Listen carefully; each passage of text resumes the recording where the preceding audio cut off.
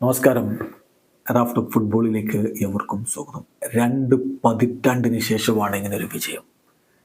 Brazil Copa അമേരിക്കയിൽ പരാഗ്വയെ 90 മിനിറ്റുകൾക്കുള്ളിൽ തോൽപ്പിക്കുന്നത് 23 വർഷങ്ങൾക്ക് ശേഷമാണ്. ഇനി കളി കഴിഞ്ഞിട്ട് പറഞ്ഞില്ലേ, എൻ്റെ നിലവാരത്തിനൊത്തുള്ളൊരു കളിയാണ് എനിക്ക് ഈ കളിയിൽ കളിക്കാൻ പറ്റിയത്.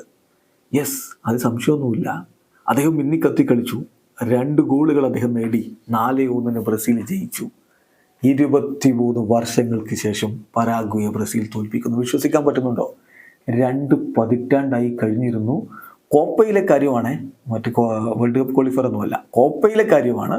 23 വർഷങ്ങൾക്ക് ശേഷം ബ്രസീൽ അവരെ പരാജയപ്പെടുന്നു. ഇതിനു മുമ്പ് കോപ്പ അമേരിക്കയിൽ ബ്രസീൽ പരാഗ്വയെ 90 മിനിറ്റിനുള്ളിൽ തോൽപ്പിച്ചത് 2001 അന്ന് കൊളംബിയയിൽ വെച്ച് നടന്ന കോപ്പ അമേരിക്കയിൽ 3-1 ബ്രസീൽ വിജയിച്ചത്. അതിനുശേഷം 4 സമനിലകൾ, ഒരു പരാജയം. ഇതാണ് പരാഗ്വൻസിനെതിരെ ബ്രസീലിന് കോപ്പയിൽ ലഭിച്ചിരുന്നത്.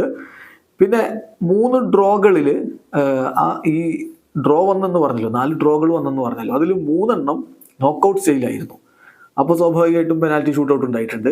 അത് 2 പരാഗ്വ വിജയിച്ചിരുന്നു, 1 ബ്രസീൽ വിജയിച്ചിരുന്നു. നമ്മൾ 90 മിനിറ്റിനുള്ളിൽ എന്ത് സംഭവിച്ചു എന്നുള്ളതാണ് ഈ പറഞ്ഞത് എന്ന കാര്യം വ്യക്തമാണല്ലോ.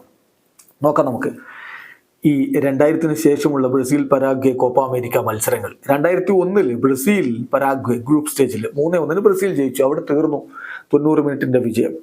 പിന്നെ 2004 ബ്രസീൽ പരാഗ്വെ ഗ്രൂപ്പ് സ്റ്റേജ് മത്സരം 2-1 പരാഗ്വെ വിജയിച്ചത്. 2011 വീണ്ടും അവർ ഏറ്റുമുട്ടുന്നത് ഗ്രൂപ്പ് സ്റ്റേജിൽ 2-2 സമനില. 2011 ക്വാർട്ടർ ഫൈനൽസിൽ ഗോൾ രഹിത സമനില. പിന്നെ പരാഗ്വെ 2-0 പെനാൽറ്റീസിൽ വിൻ ചെയ്യുന്നു. 2015 1-1 സമനില ക്വാർട്ടർ ഫൈനൽസ് ആയിരുന്നു.